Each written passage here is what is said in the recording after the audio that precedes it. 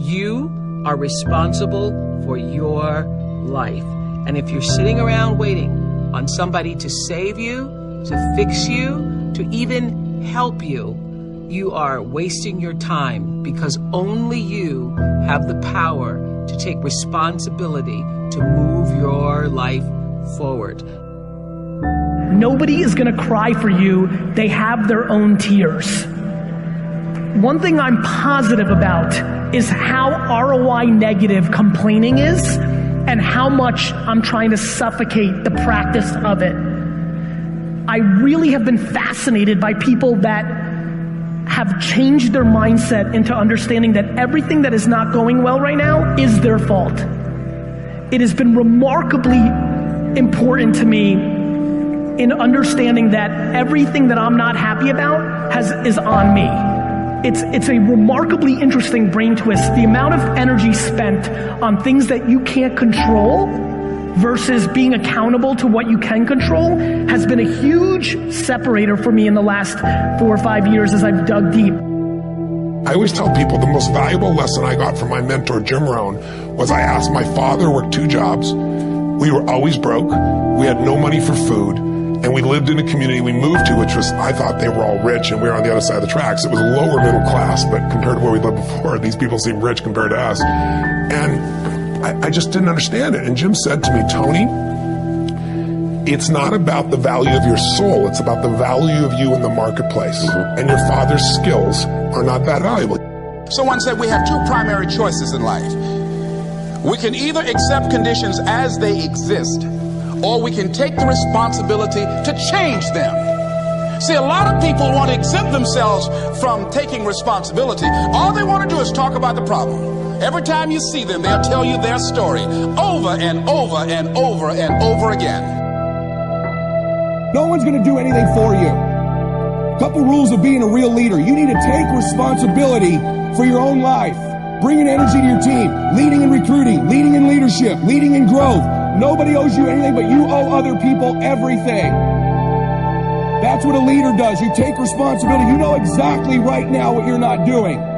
It would be criminal of you to leave here and say, I don't know what to do. You know exactly what you're afraid of. You know exactly what you've been avoiding, and you got to make a decision to change it.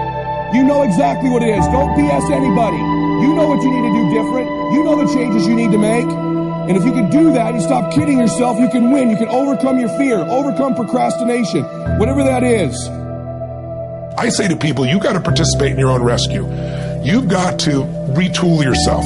There are no skill sets in community colleges today, for the most part, that are going to prepare you for the economy or a job that's there. So what is that going to do? You're just going to waste more money, more time. We need to retool ourselves. The government's not going to do it for you. And even when you're struggling, even when you're discouraged, and you feel like other people have given up on you, don't ever give up on yourself.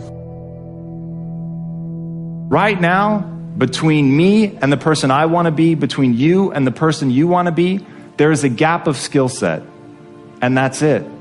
But once you know your mission, and once you believe that you can accomplish anything you set your mind to, then you can do the extraordinary. Now for me, getting out of that space of being lost, of not knowing what I wanted to do with my life, it all came down to needing to earn credibility with myself in very small incremental ways.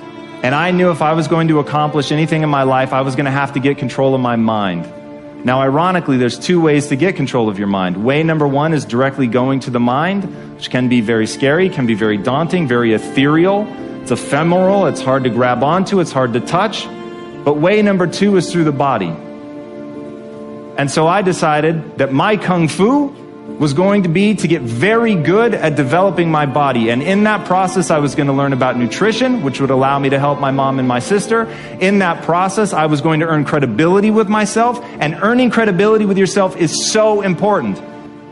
Do it in micro ways. For me, just showing up to the gym every day was a micro victory. I said I was going to do it, and I did it. Now you have to understand, I hate working out. So for all of you crazy people that get an endorphin rush from running, I hate you all. Running for me is like being stuffed into a meat grinder. There is absolutely nothing pleasurable about it whatsoever. So whatever neurological thing you guys get that you've been blessed with, I have not been blessed with that. So for me, showing up at the gym sucks. Eating a bowl of ice cream is awesome. And so getting to a better place for me was a totally different journey. Thank you. And what that was just showing up every day and putting in the work. It was reading about human metabolism and understanding how what I eat impacts my body. It was earning a little bit of discipline every day, knowing that, well, I did it yesterday, I can do it again today. It was not eating something that I wanted to eat. And most importantly, and if you're taking notes, write this down, it was about changing my identity. Because at the end of the day, identity and values drive behavior. Identity and values drive behavior. So if you want to make a change, you have to change your vision of who you are. You have to begin telling yourself a different narrative. And the narrative you tell yourself about yourself is everything. And if you tell yourself that you're a scared, undereducated kid from Tacoma whose family has never accomplished anything, let me tell you what you will become. A scared, undereducated kid from Tacoma who never accomplishes anything, because that's what you believe. You tell yourself that story enough, and it will become real. But on the flip side, you could tell yourself a story of you're a learner. You learn faster than most people. You're willing to put in more work than most people. You're willing to read more books than most people. You're willing to spend an inhuman amount of time every day improving your mind simply by getting new ideas into the system. And that you will admit that you're wrong faster than anybody else. That you won't let your ego get in the way. And you tell yourself that story over and over and over. So when somebody comes and tells you how stupid you are, that you're just a dumb kid from Tacoma, you go, you're right, that's amazing. Thank you for pointing out that flaw, because now that I'm aware of it, I can improve it because I'm the learner. And once I switched my narrative to being the learner, it didn't matter where I started, it only mattered where I was trying to go. And as long as I had that clarity, then I could execute, because I believed I could do anything I set my mind to without limitation. You don't need a better economy. You don't need better seed and soil. In fact, when it comes to seed and soil and rain and sunshine and seasons and the miracle of life, that's all you got. Now, what if you blame this stuff? Then you're blaming all you got. If you blame the economy, and you blame the schools, and you blame the teachers, and you blame the sermons and the preachers, and you blame, the marketplace, and you blame the company and company policy, what else is there? When some people get through with their blame list, there isn't nothing else. That's all there is. And if you blame the only thing you've got to work with, I'm telling you, it's called mistake colossal. In not understanding that that's all you've got to work with. And if this is all you've got to work with, then you don't change the seed, and you don't change the soil, and you don't change the rain, and you don't change the sunshine, you don't change the seasons. Right? Guy says, I'll take 3 springs, 4 summers, 9 falls, no winters. No! You can't fool with this stuff. You got to take it like it comes. Then what do you change to make your life work well? You got to start with your philosophy. Guess what I had to do at age 25 in order to change my own future? I had to change my mind. I had to change my thinking. I had to change my philosophy. I was messed up on what was causing my problem. And once I got that straightened out, that all the stuff I blamed, the government and taxes and the marketplace and the economy and things cost too much, negative relatives, cynical neighbors, once I got rid of that and started going for where the real problem was, which was me, I'm telling you, my life exploded into change. My bank account changed immediately.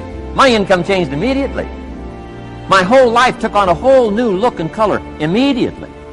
And the early results I got from making these philosophical changes tasted so good, I've never stopped the process from that day until today. And I'm telling you, with a little consideration of the refinement of your sail, by setting a better sail, refining your philosophy, your whole life can start to change from today on. You don't have to wait till tomorrow. You don't have to wait till next month. You don't have to wait till spring. You don't have to wait till 93. You can start this whole process immediately. I recommend it. Now, some people do so little thinking, they don't even have their sail up. I mean, you can imagine where they're going to wind up at the end of this week, at the end of this month, at the end of this year. Now's the chance to change process all this information. Here's the definition of success and failure. Just make this note. Here's failure. A few errors in judgment, repeated every day. Now you can automatically assume, Mr. Owen, I say, I can understand that. A few errors in judgment repeated every day. For 6 years, my father, 88 years old, he's never been ill, still hasn't retired. Not long ago, midnight, we're getting ready to go to bed. We've drilled a new well, got some extra water, got some more acres going, he's all excited. At midnight, we're getting ready to go to bed. My father's eating what he calls his midnight snack. A little bite to eat before you go to bed. Don't have to go to bed hungry. And I'm watching him eat this midnight snack. Guess what he had? An apple, a few graham crackers, and a glass of grapefruit juice. I said, no wonder my father's so healthy. My mom taught us all those good health practices. Taught me when I'm growing up, right? I'm an only child. I've never been ill. Passed the big 5-0 some time ago.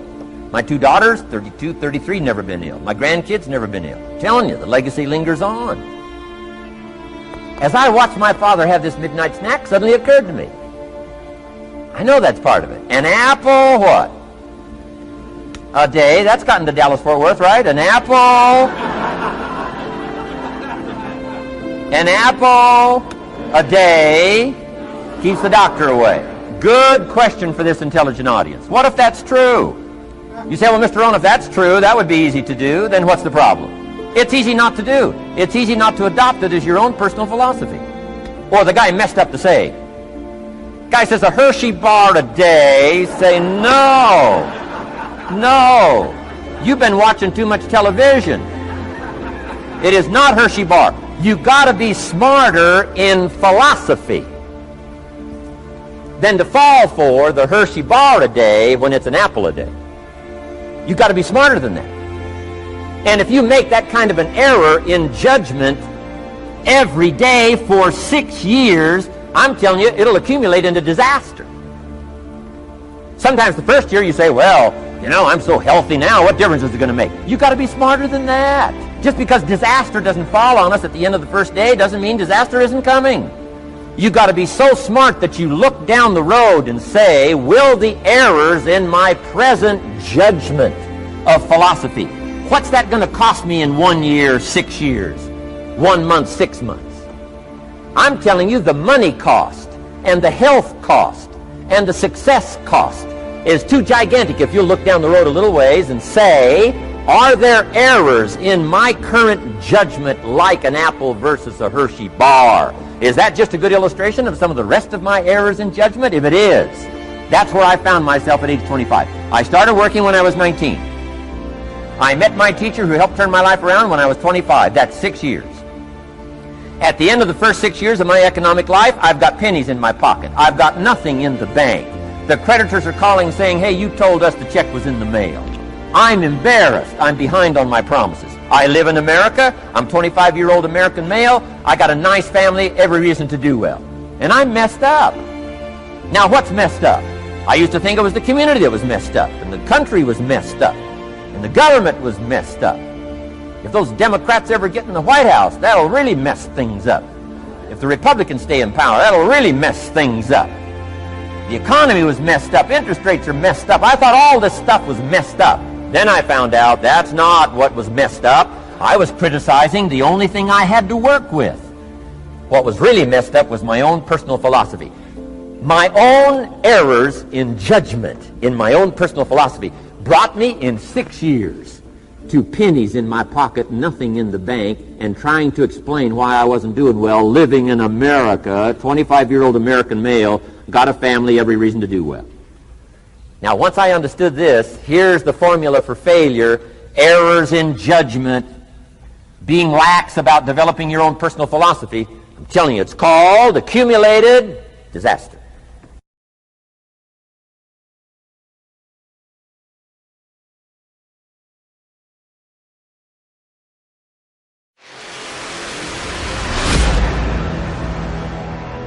There is not a person in this room that is not constantly up under attack.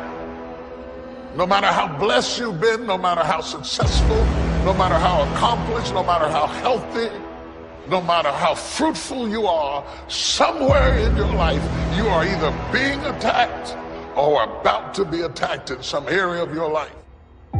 What is it that will make it worth it for you to face the rejections? What is it that will make it worth it for you to brainstorm and not be intimidated and say, I can do this? What is it that will make it worth it for you to raise the bar on yourself and say, I got some more stuff in me? What is it that will make it for you when you want to give up? And God says, I'm going to bless you, but you've got to dress for the battle while you receive the blessing.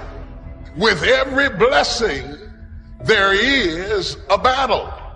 I would venture to say the greater the blessing, the greater the battle.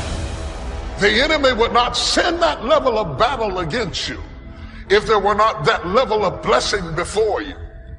The level of battle you face is an indication of the level of blessings that you stand to receive. No robber robs an empty house. Nobody holds up a bag lady because she doesn't have anything to steal. If you're up under attack, there's something to be gained.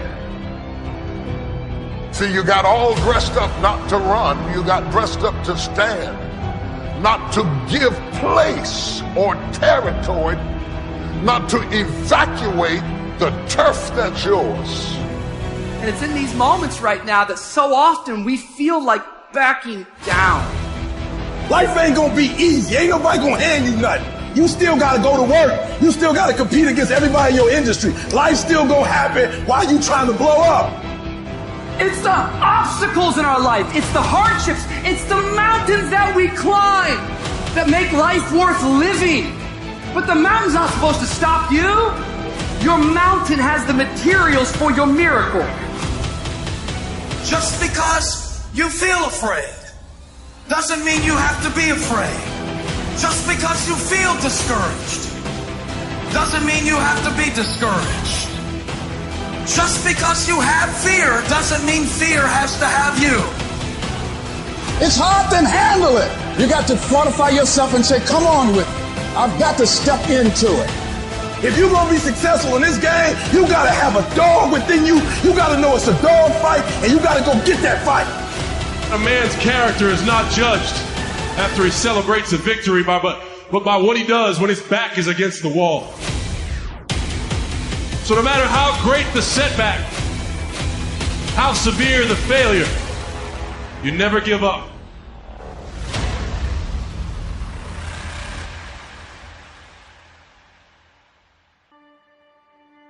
Grab and seize this opportunity like you've never seized anything in your life before to make something remarkable of it. Take advantage. Don't be lazy, especially in the spring. Don't be distracted, especially in the spring. You've got to take advantage of every spring that comes because there's only a handful. Life isn't forever. It finally comes to an end. One of the Beatles wrote, "All things must pass." The sunrise doesn't last all day. Spring doesn't last all summer. The sunset doesn't last all night. We all have periods of time, pieces of time. And when those pieces of time comes, what you've got to do is take advantage of each time that comes.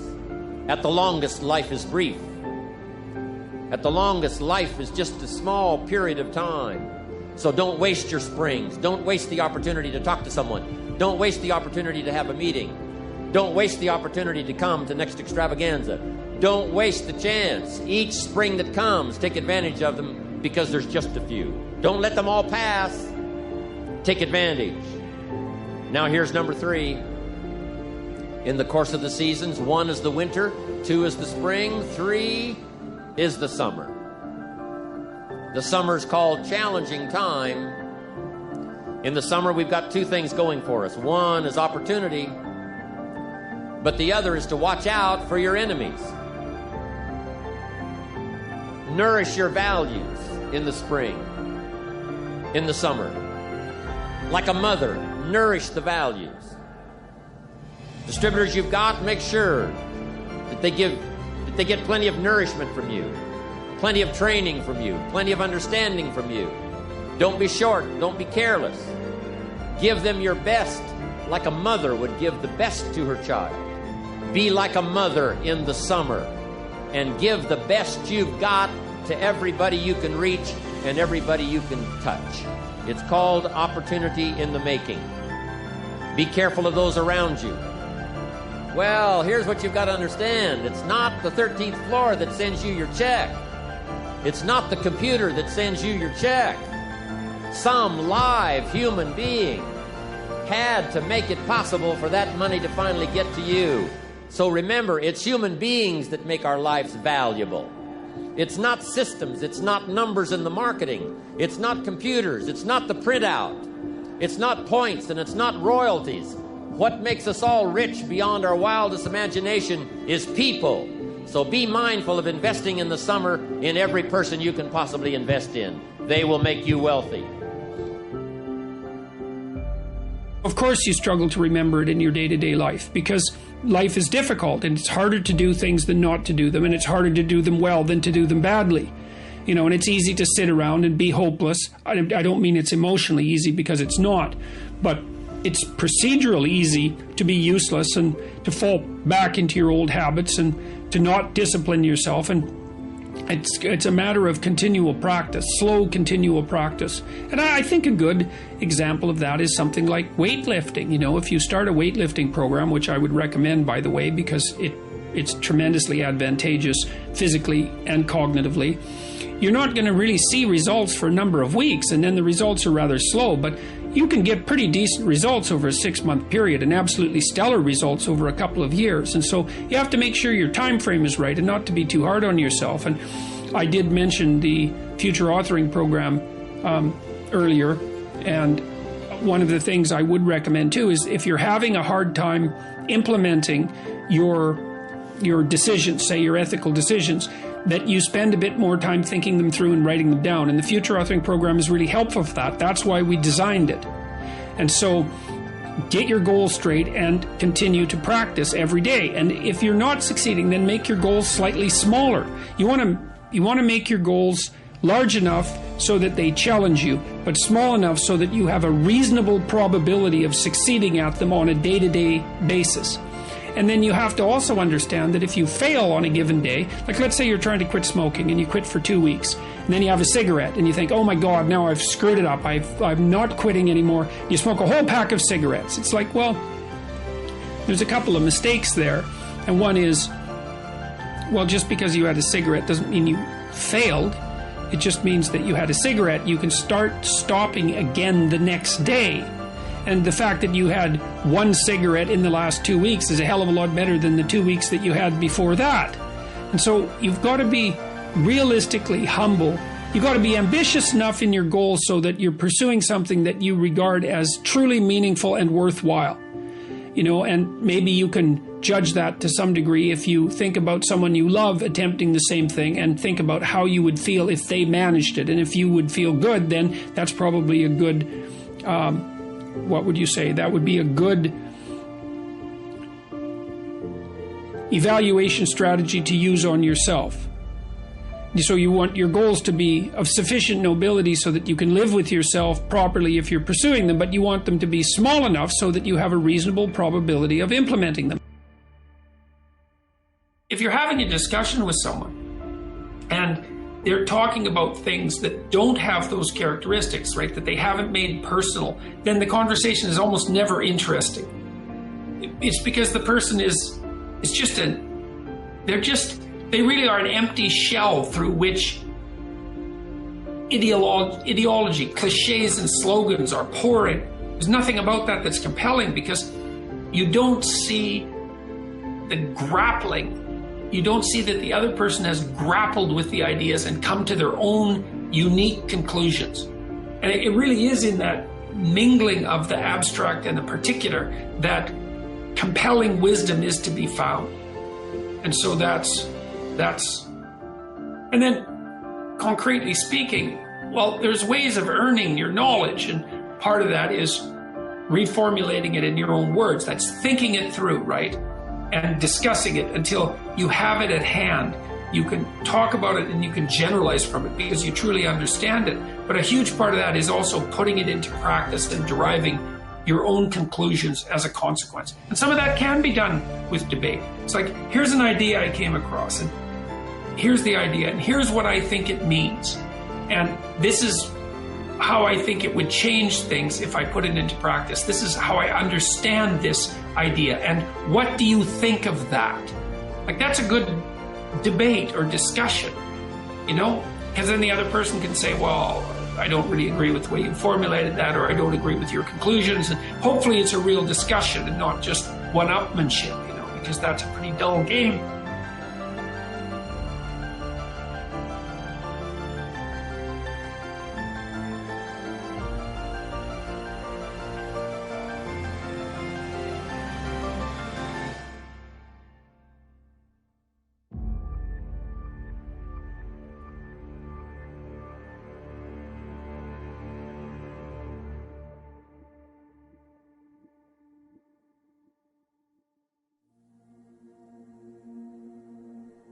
You have to want something so big that it wakes you up in the middle of the night.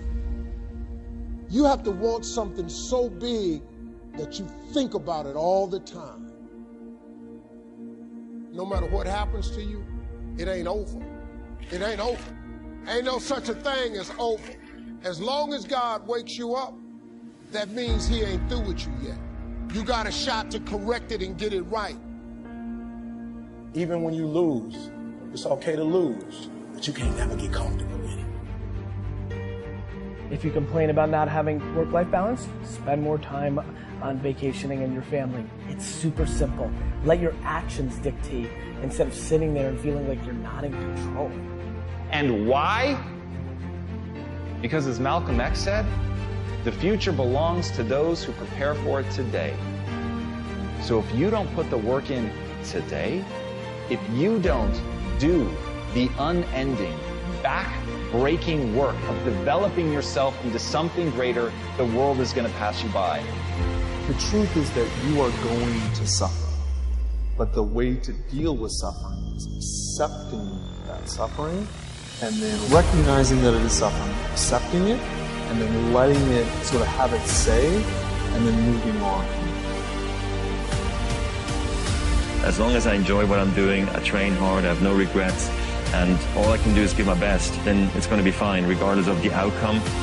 It's important for me to actually hear criticism sometimes, you know, because I think that's what makes me a better player. And if you're getting up going to work on a job every day that you hate going to, that ain't living, man. You just existed. At one point in time, you ought to see what living's like. But the only way to see what living like, you got to jump. There are moments when you're going to doubt yourself and say, God, why is this happening to me? I'm just trying to take care of my children and my mother.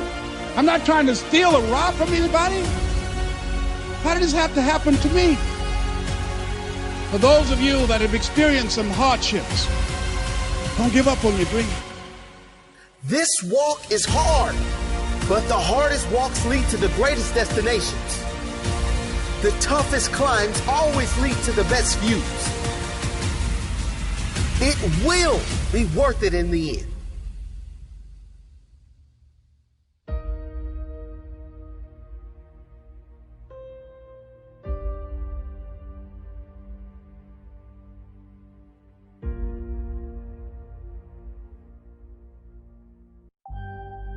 As Ernest Hemingway noted, the world breaks everyone, and afterward, many are stronger in the broken places. You have to be grateful for what you can get. Plain and simple. Like, be grateful for what you have, because that's, like, we're lucky to even be here.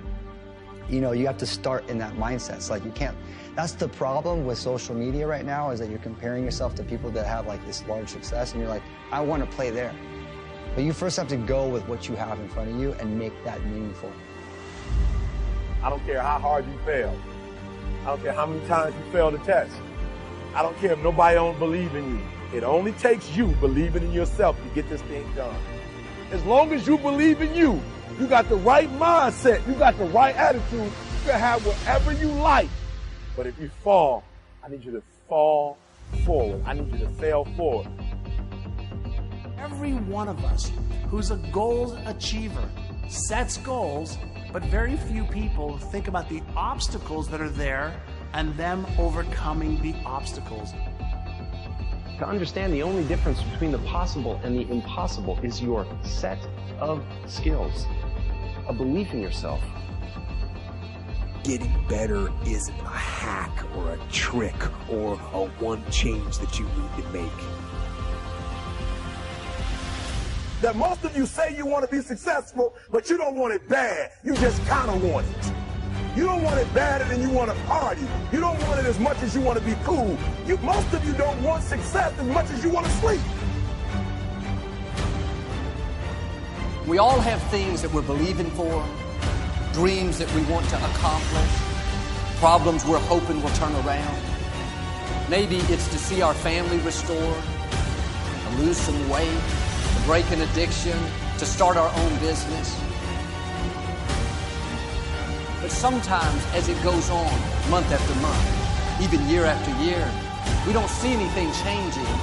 It's easy to get discouraged and think, it's never going to happen.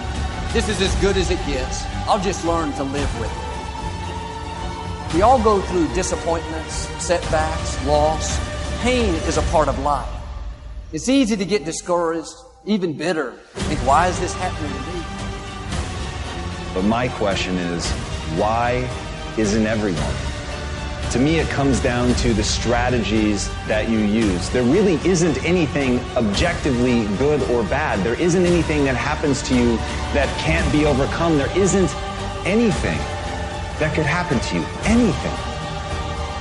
You can't afford not to be you. You can't afford just to go to work so you can get a check. You cannot afford not to see what your greatest is. You can't afford not to put your foot all the way down and see what you can get out of life.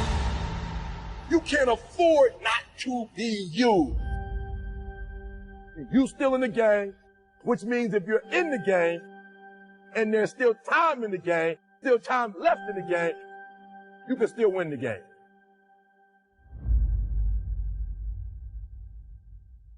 Giving up your personal history. And I learned it from a man named Carlos Castaneda, who once said that one day, he said, I finally realized that I no longer needed a personal history.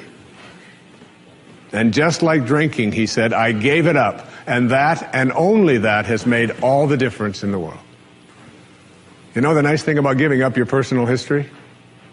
Is that if you don't have a story, you don't have to live up to it. All of us have these bags of manure that we carry around with us called our past, and the people who have done things to us, and the events and the circumstances, all of this stuff that we use and we bond to, and we bond ourselves to these wounds of our past, and we identify ourselves on the basis of these wounds. And every once in a while we set it down and we reach in there and we smear it all over ourselves, and then we wonder, why does my life smell so bad? I don't understand this. When in fact, the now, this moment, merging yourself into the now, means that you may have been in a relationship. I had a woman from Holland who came over to see me, whose husband had left her after 25 years. She had 4 children, and she just had been on the verge of suicide. And she was losing weight, and she was depressed, and she was taking all kinds of drugs for it, and she was getting sicker and sicker because she just couldn't get over it. And she came to a book signing that I was doing at a bookstore down in Florida. And she said, you've got to say something to me. You've got to say something to me that will help me to get over this. And I told her this line. I said, give up your personal history. Merge yourself here, now, into this moment. And those 25 years are something, if you want to understand how to do it, think of your past as, oh, this hat. And this is your past. Now, you can't just set this thing down over here and walk away from it and give up your personal history, because you'll always have it there to look back at. What you do is you pick up your past and you embrace it. You understand it, you accept it as, I had to go through these things that I had to go through in order for me to get to this place today, and the evidence for that is that I did. You don't need any more evidence. You did. And then you toss it. You toss it. You embrace it, and you toss it. And you merge into the now by giving up your attachment. And some of you have heard me use the metaphor of the wake. Alan Watts talked about the wake is not what drives the boat. The wake is just a trail that is left behind. That's all it is. And so is the wake of your life. And the wake doesn't make the boat go, and neither does the wake of your life, the reason why your life is going in the direction that it is. The wake is a trail that is left behind, and it's an illusion to believe that it is the cause of your suffering or your struggles or your difficulty. Give it up. Let it go. Embrace it, understand it, get help doing that if you must, and then move into the now.